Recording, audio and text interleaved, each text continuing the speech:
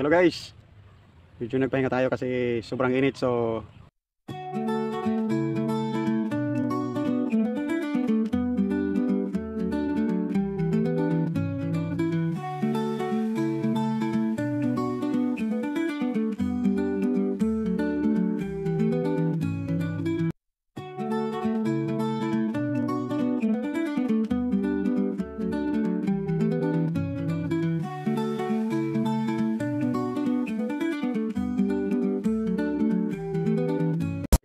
kukunin na natin yung grass cutter kasi nga for preparing for ano yun, for linig-linig. Ayan, dito tayo sa ating area.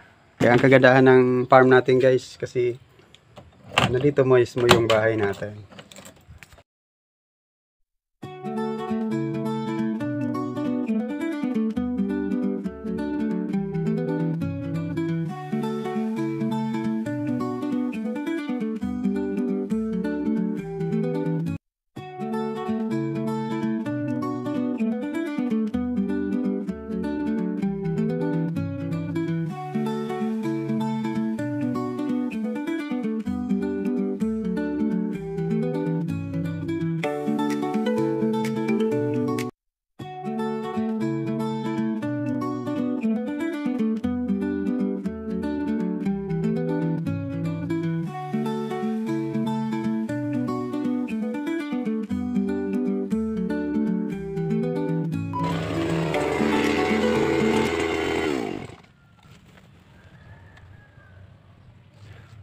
Hello guys, medyo nagpahinga tayo kasi sobrang init, so tig-try natin yung ating linagay na tuti doon sa ating sa tangke. So okay naman guys, and then yung grass cutter, yung tamsi, okay naman.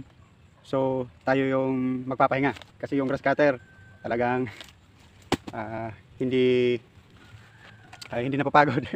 Tayo yung napapagod. So ngayon guys, sobrang mainit na ngayon, so mag-iinom muna tayo ng tubig kasi nauhaw na tayo. Yan lang guys, yung Paraoma nagsasabing ito yung panahon na kailangan natin pagandahin yung ating mga tanim kasi maganda na ang panahon. So guys, good luck sa ating mga ka-farmers. Thank you.